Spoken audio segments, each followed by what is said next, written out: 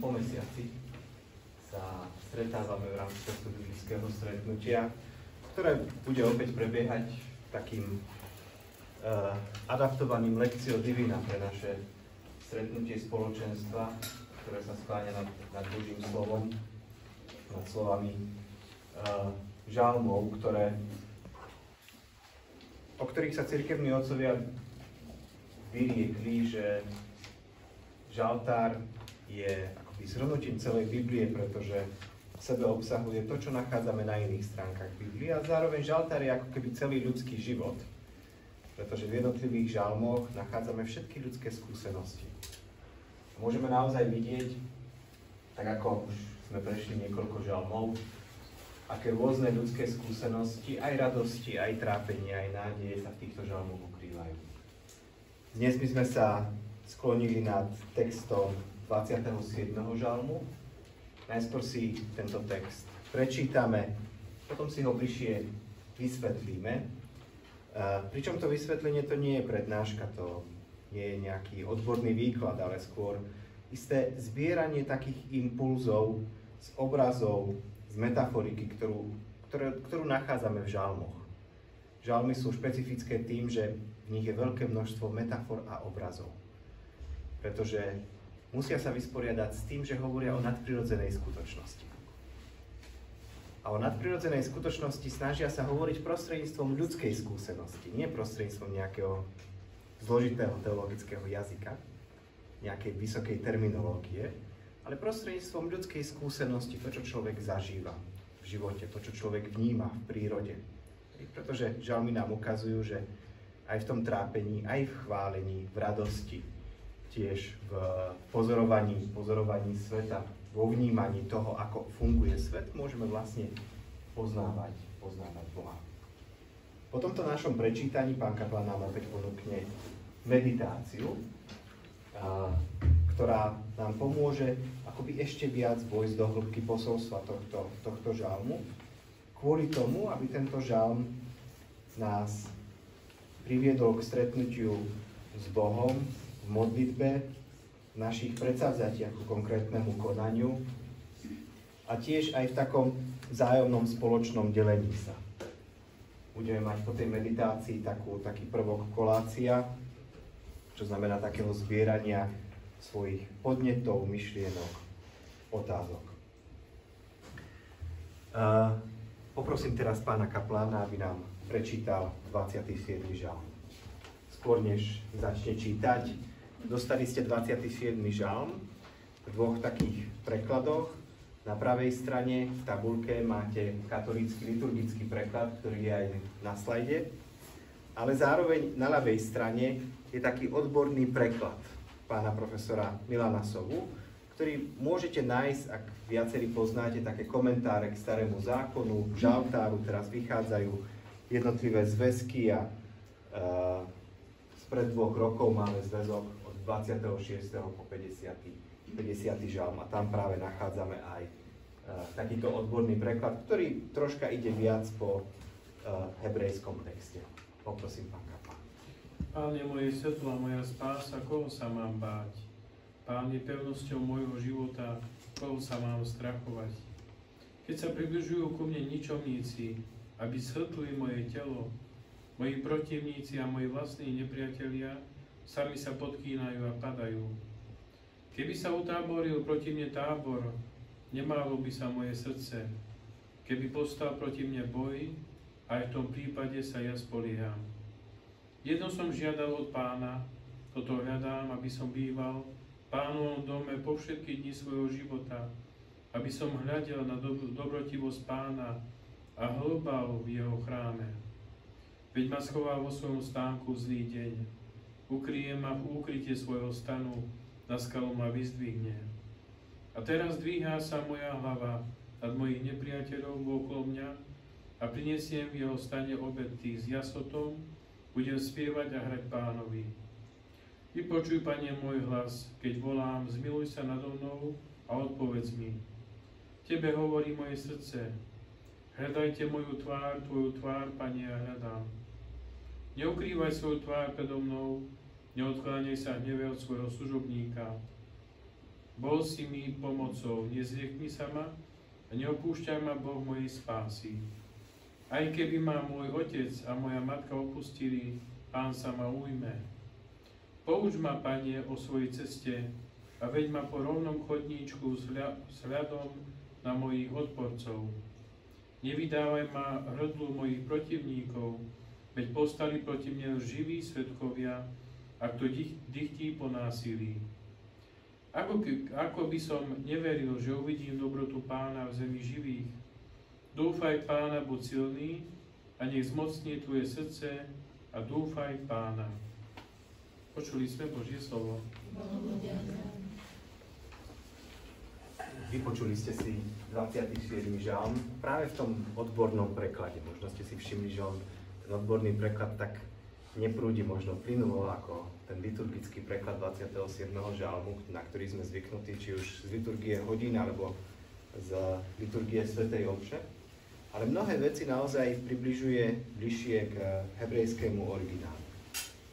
A tento 27. žalm tým práve svojim takým zvolaním Pán je moje svetlo a moja spása, koho sa mám báť, tak upútal mnohých svedcov, mnohých teológov a okrem iného Dionys Kartuziánsky, mystik, teológ z 15. storočia o tomto žalme povedal, že je najkrajší, pretože od prvých veršov pozdvihuje myseľ k Bohu.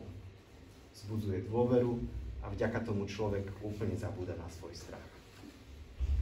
A práve taká tá veľmi silná emócia dôvery, akejkoľvek situácie, ukážeme si, že sú dve veľmi silné modelové situácie v tomto žalme.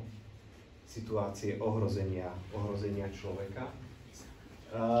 Práve tá emócia dôvery v takýchto ťažkých situáciách je niečo, čo vedie bližšie človeka k Bohu, zároveň aj vzbudzuje takú túžbu v človeku po Božej prítomnosti.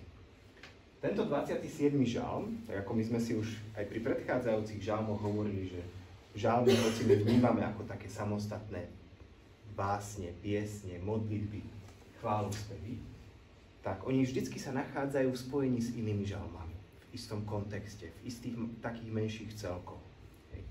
Tí redaktori, Hebreji to neboli len takí obyčajní zberatelia, keď vytvárali žaltár, nenachádzali tie žalmy tak za sebou, ale spájali ich do celkov, aby ukázali nejakú hlbšiu myšlienku. Tu máme taký celok žalmov, 25 až 34. Ten celok je ohraničený, akoby orámcovaný, dvoma abecednými žalmami. To sú také špeciálne žalmy, alfabetické alebo abecedné. Oni vyznievajú v hebrejskom originálnom texte, pretože tam sa vždycky každý verš daného žalmu začína slovom, ktorého na začiatku je písmeno jednotlivej hebrejskej abecedy. Alef, Bet, Gimel, Dalet. A oni takto vlastne postupne vytvárajú celý žalm. To, že máme teraz dva také žalmy, 25. a 34., čitateľ si ich hneď všimne. To je niečo, čo je také povšimnutia hodné, aj graficky, keď čítate po hebrejsky. A práve oni sa ukazujú ako také krajové, také rámcové tie žalmy. A zaujímavé je, že v obidvoch týchto žalmoch nachádzame tému Božieho milosrdenstva, Božej milosti. Na začiatku tohto celku, v 25. žalme, nachádzame takú prosbu. Rozpomeň sa, Pane, na svoje zľutovanie a na svoje milosrdenstvo, ktoré trvalo vekov. A potom v 34. žalme máme milosti Pánovej plná je zem. Potom je zaujímavé, že keď sa pozrieme na tú zbierku hlbšie, tak si môžeme všimnúť, že v jednotlivých žalmoch uprostred tohto celku nachádzame tému milosti a milosrdenstva.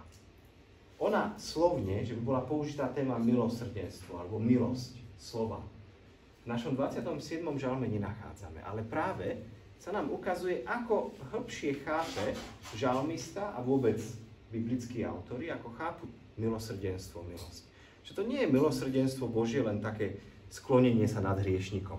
Ako my chápeme, že človek potrebuje milosrdenstvo, lebo je hriešnik. A tá Božia milosť, to Božie milosrdenstvo prichádza rôznymi spôsobmi. Napríklad aj prostredníctvom jednoduchej Božej prítomnosti. Tento žalm je veľmi taký zaujímavý. Niektorí hovoria, že ako keby sa skladal z dvoch takých samostatných modlitieb, ale vidieť, že v tom spojení oni vytvárajú až také zrkadlenie. Pretože my si môžeme všimnúť veľmi výrazne, že tie dve časti sa odzrkadľujú v tom, že od 7. verša ako keby sa menila výpoveď žalmistu. Vo veršoch 1. a 6. žalmista hovorí o Bohu. A od 7. verša sa žalmista začína obracať na Boha priamo, oslovuje Boha. Tam sa úplne mení spôsob vyjadrovania. Zároveň od 7. verša si môžeme všimnúť, že dovtedy to je také zvolanie dôvery až s radosťou. Pán je moje svetlo, moja spása. Aj keby sa postavili proti mne šíky, tábor, keby sa postavil vojenský, moje srdce sa nezdakne. Taká istota, taká veľká Pánova dôvera v Pána. A od 7. verša zrazu začína ten žalmista, ktorý dovtedy bol veľmi taký istý dôvery v Pána, začína prosiť o zľutovanie. Zľutuj sa nado mnou, vyslíš ma. Ako keby zaznieva vtedy taký individuálny žalospev. A práve tento 7.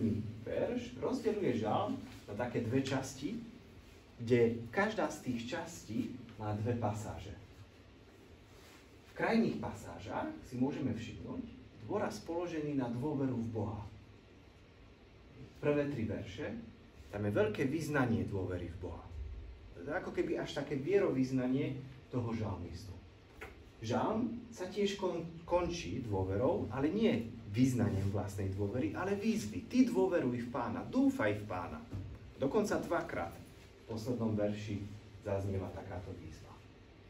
A uprostred tohto žalmu je modlitba. Máme 4. až 6. verš. O jedno prosím Pána, za to túžim, aby som mohol bývať v dome Pánovom. Prvá modlitba za Božiu prítomnosť, za Božiu ochranu. Božia ochrana, ktorá sa uskutočňuje tým, že človek môže prebývať v Božej prítomnosti, v Pánovom dome. Druhá modlitba, opäť za Božiu ochranu, a zasa v takom negatívnom aspekte, aby ten človek nestratil Božiu prítomnosť. Neodvracaj svoju tvár odo mňa. A vidieť veľmi pekne, ako modlitba je vlastne zarámovaná tiež dôverou. Ako nám žalmista ukazuje, že na čo má byť postavená, v akom kontexte, v akom priestore sa má uskutočňovať naša modlitba.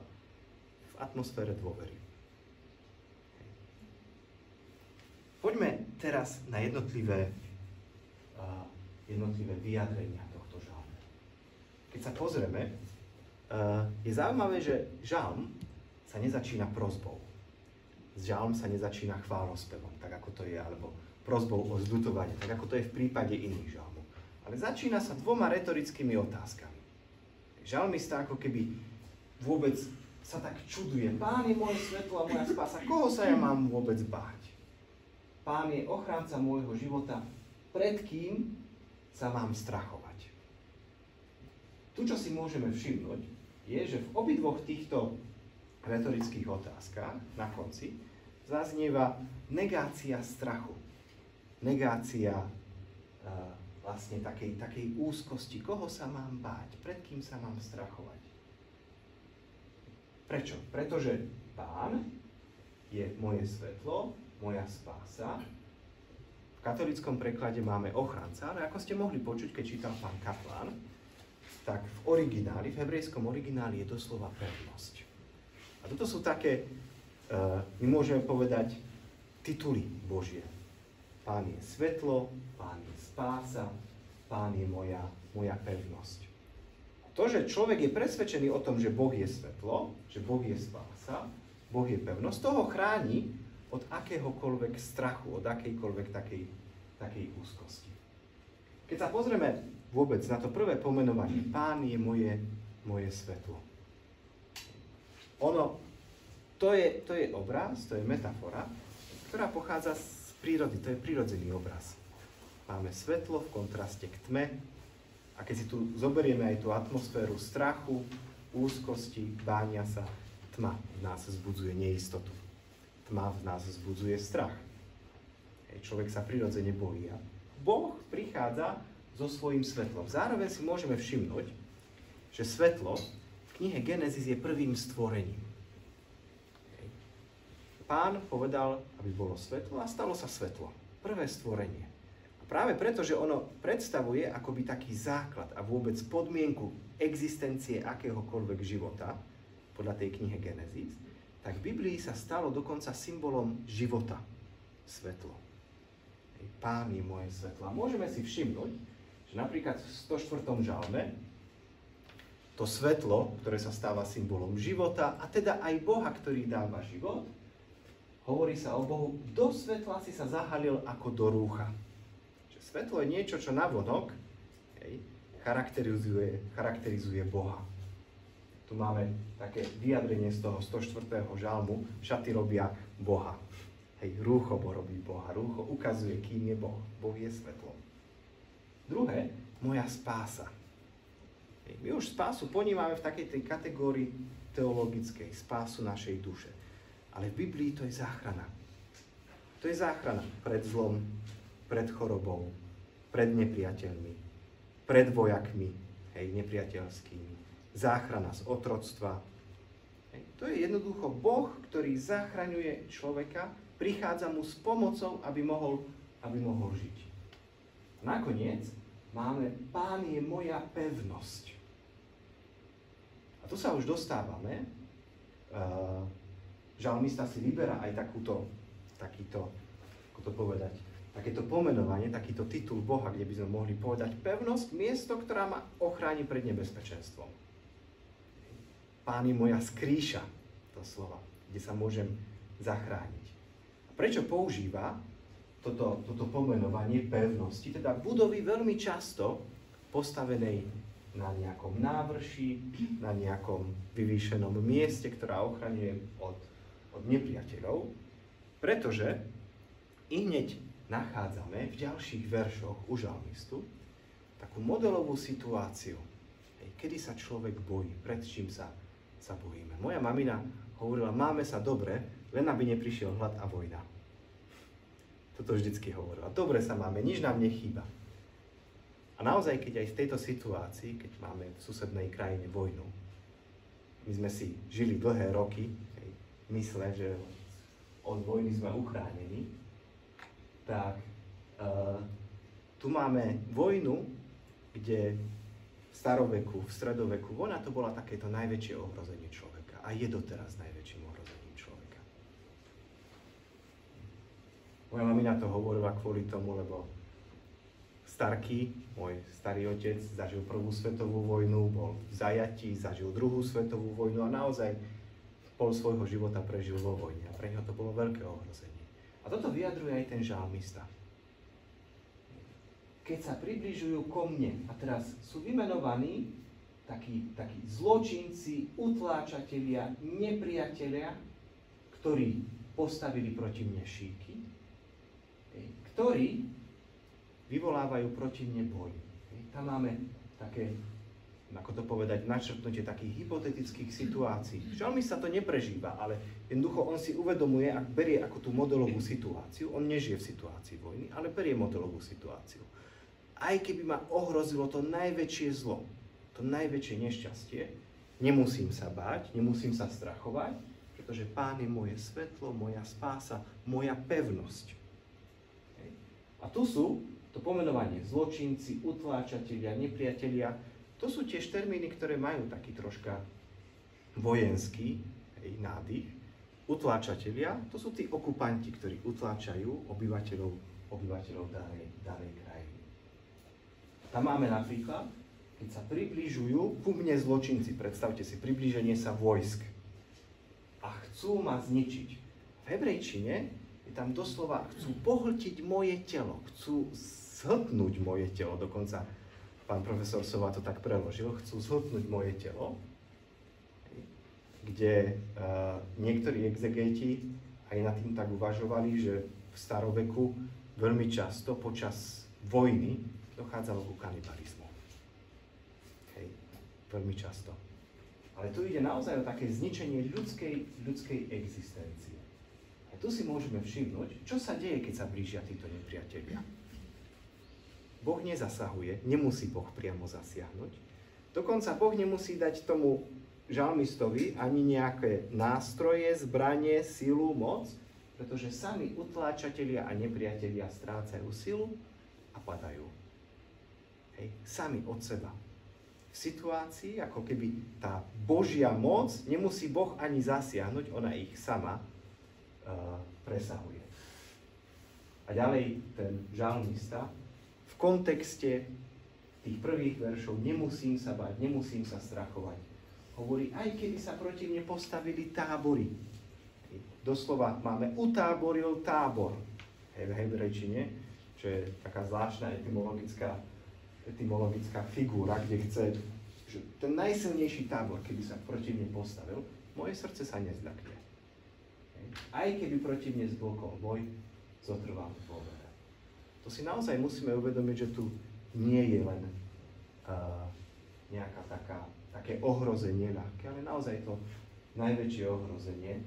Mám jeden obraz zo Slovenskej národnej galérie, slovenského výtvarníka Vargu, ktorý úplne strašným spôsobom, strašnými farbami znázorňuje to, čo predstavuje vojna.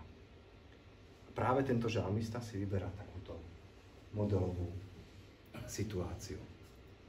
On potom si ale zároveň uvedomuje, že Boh mu prináša dôveru, Boh mu prináša ochranu. Ale on sa o túto ochranu začína aj modliť. O jedno prosím Pána a za tým túžim. A po hebrejsky doslova to hľadám. Tu nie je len o obyčajnú túžbu, ale o činnosť, ktorú robí ten žalmista, vyhľadáva to, robí niečo preto, aby sa to uskutočnilo. A teraz, aby som mohol bývať v dome Pánovom, to je prvé, o čo sa usiluje, o čo sa snaží, aby mohol bývať v dome Pánovom. A tu si môžete všimnúť, sú zvýraznené farbami. Máme v týchto veršoch rôzne obrazy, pomenovania, termíny, ktoré sa týkajú chrámu, Pánovho domu. V dome Pánovom, aby som mohol obdivovať jeho chrám. On ma vo svojom stane schová, to je ten stánok stretnutia, ktorý postavil Mojžiš. Ukrie ma v skríši svojho príbytku. V jeho stánku mu prinesiem obetu chvály, budem spievať a hrať Pánovi. Používa ten žalmista rôzne termíny na pomenovanie Pánovho domu, Pánovho chrámu. Prečo? Sú tam dva dôvody. Jeden dôvod je troška taký tiež politicko-právny. V staroveku vždycky chrám, oltár bol miestom úkrytu, miestom azylu. Keď človek, ktorý bol obvinený napríklad, že niekoho zabil alebo bol obvinený nespravodlivo, keď sa ukryl v chráme alebo dotkol sa oltára, tak nemohol nikto siahnuť na jeho život. Lebo to znamenalo, že on patrí len do Božej sféry. Len Boh je teraz tým sudcom nad ním. Ale zároveň my si musíme uvedomovať, čo znamenal Boží chrám pre Izraelitov. To nebol taký kostol, ako my máme, teraz neznižujúc úlohu kostolov, ale chrám v Izraeli bol len jeden. Izraeliti mali len jeden jediný chrám. Synagógy to boli miesta modlitby, to neboli chrámy. Miesta štúdia Tóry, ale to neboli chrámy. Chrám bol jediný, pretože bol jediný Boh.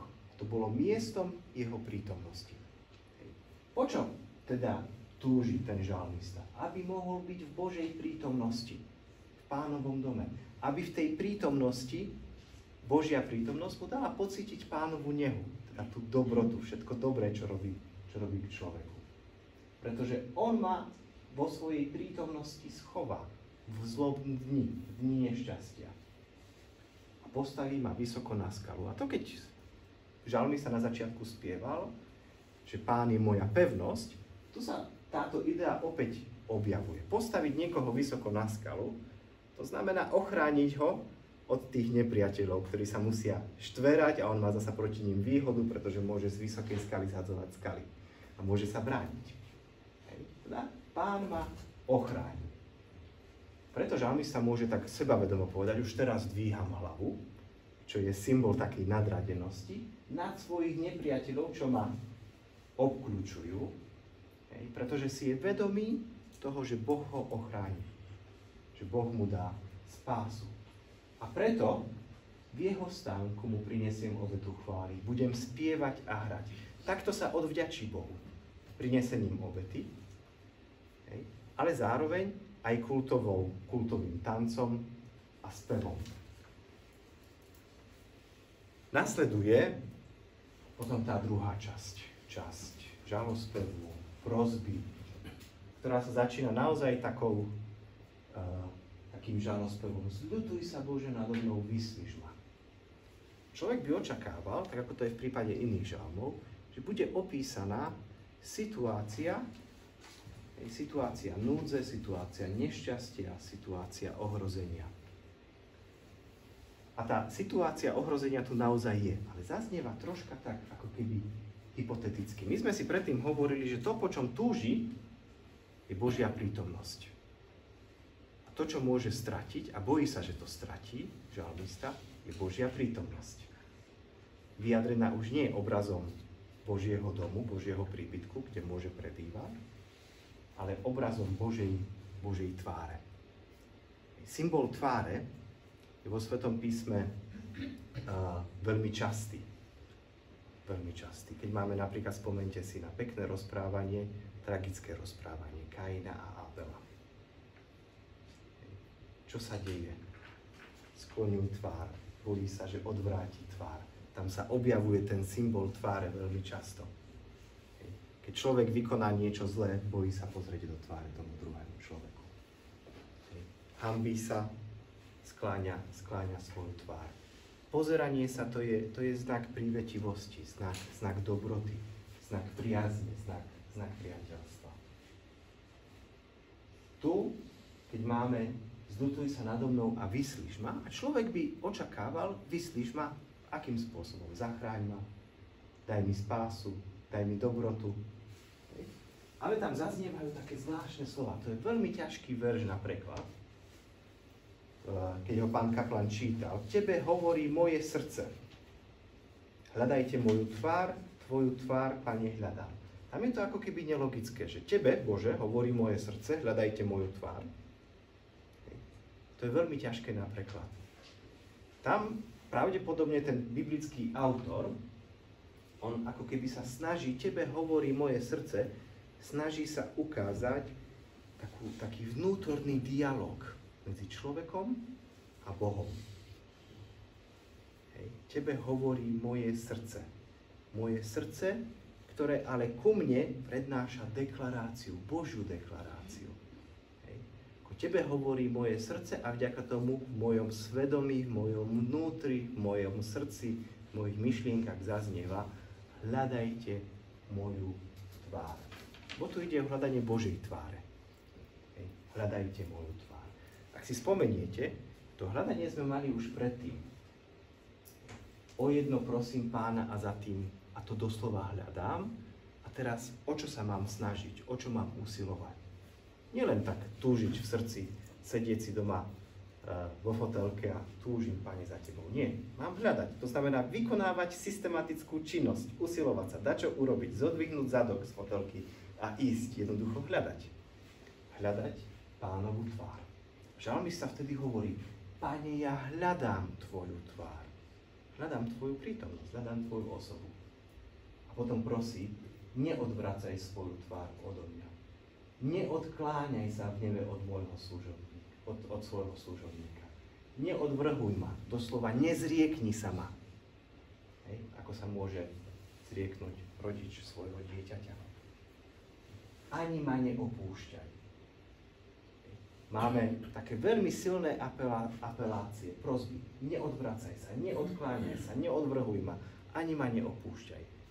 Všetko akoby, nebojím sa ničoho, bojím sa len toho, že stratím Božiu prítomnosť. O toto prosí, aby Boh vlastne neopustil človeka. A zároveň tam aj zaznievajú také opäť dve vyjadrenia, ktoré zazneli na začiatku. Ty si moja pomoc, Bože moja spása. Hej. Opäť vyznáva, kým je Boh pre tohto žalmistu. Ale v tom hebrejskom texte nie ty si moja pomoc, ale bol si moja pomoc. Vďaka tomu, že ja som už v živote zacítil Božiu pomoc, že som už prežil to, že Boh bol mojou pomocou, môžem ho prosiť, môžem nabrať odvahu, môžem mať akoby takú istotu z prosby, že Bože, neodvrhuj ma, ani ma neopúšťaj.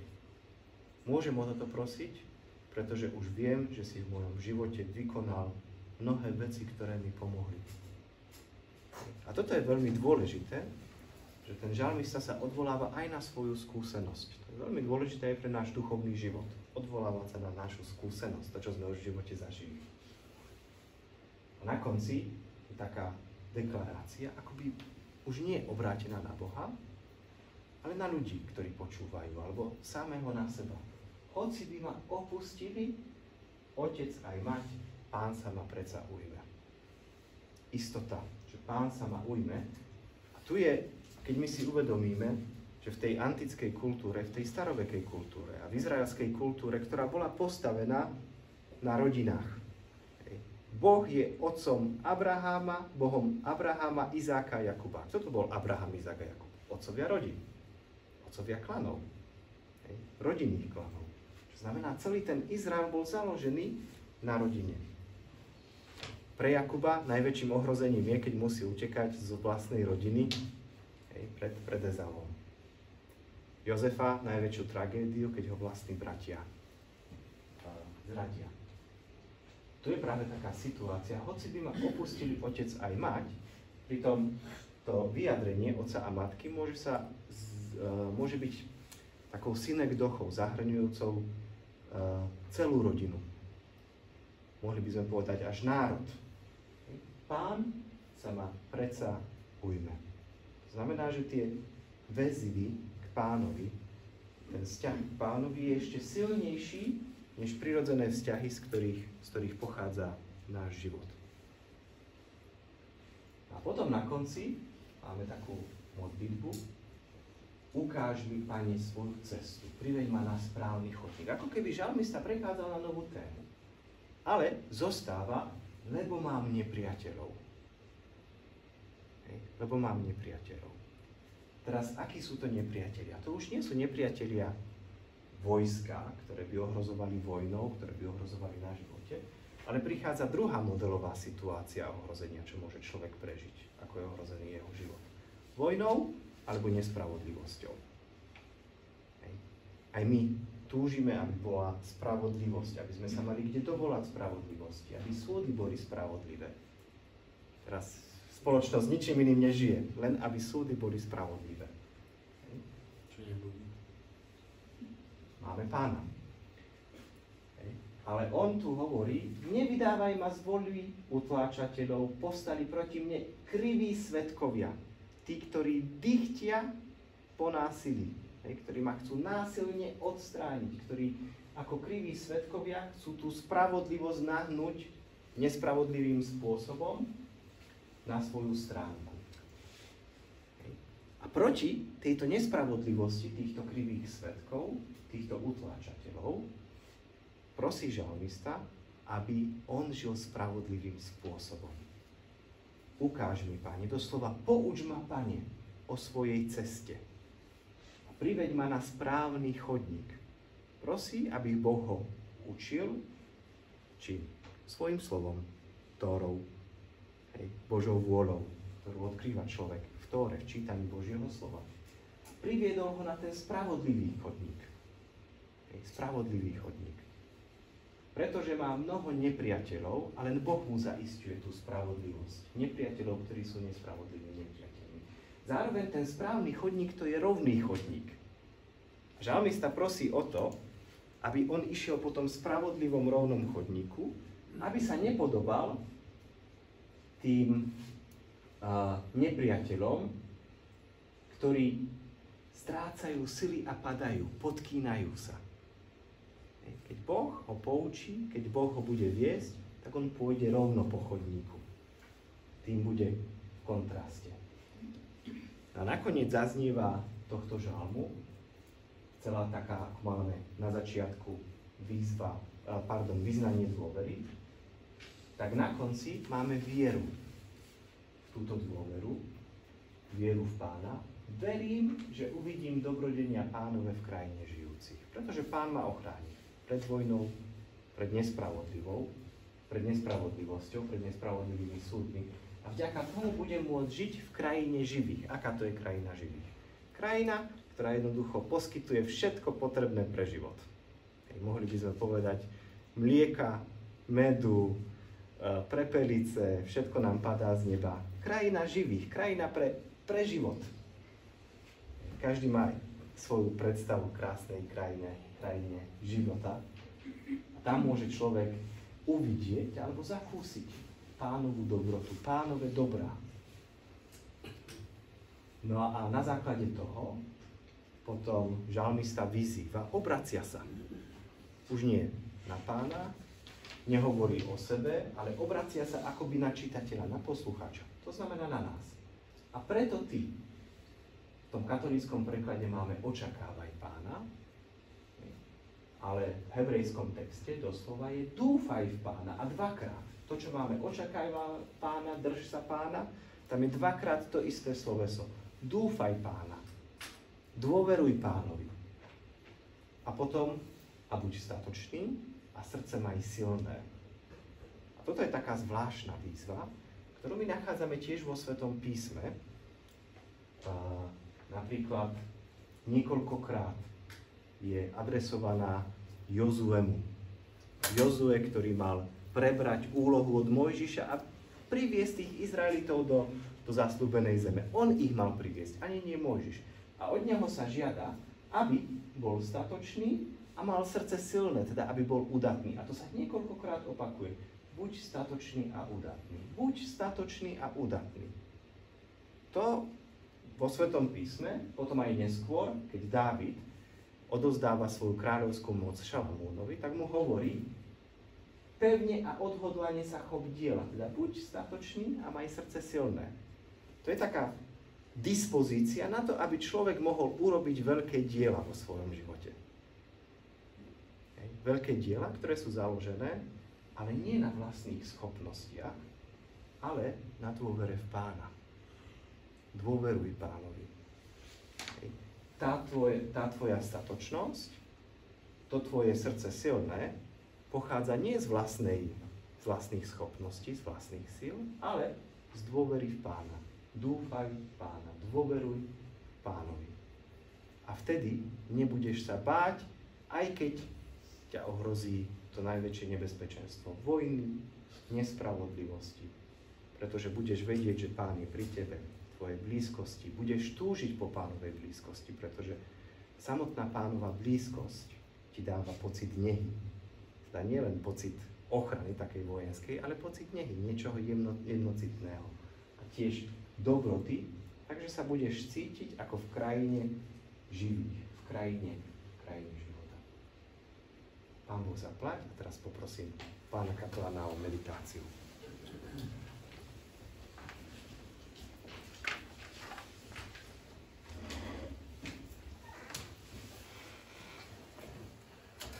Žalm 27 je zložený z dvoch modlitieb, ktoré vznikli z dvoch rozličných stavov duše. Prvý je nádherný spev dôvery, ktorý dvíha sa v atmosfére sláviacej radosti a nadpozemského svetla. Druhá modlitba je zvolaním a sťažnosťou človeka dotlačeného nútením a tlakom nepriateľov, aby hľadal Pánovu tvár v chráme. Končí sa vyznaním viery, ktorá pomáhala žalmistovi prekonať dosť ťažké momenty s povzbudením, aby obrátil seba samého k dôvere Boha. Dôvera a nádej bez podmienok samotného Boha sú témami dvoch modlitieb žalmu. Mali stanoviť dušu v histórii Izraela, ktorá je celkom obrátená k Bohu, ktorý sa v nej prejavil ako skala spásy a celkom viedol svoj ľud v očakávaniu Mesiáša. Svätý Augustín hovorí, že v tomto žalme zaznieva hlas našej biedy a krik nášho utrpenia.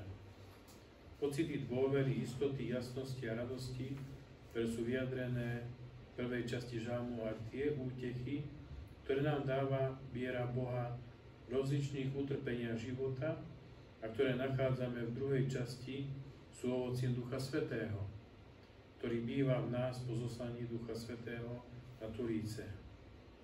Cirkev prvých storočí nechávala recitovať tento žalm novopokrsteným ako uistenie, že Pán je moje svetlo a moja spása, koho sa mám báť. Pán je ochranca môjho života, pred kým sa mám strachovať. Kristovi novopokrstení sa môžu tešiť z víťazstva nad svojimi duchovnými nepriateľmi.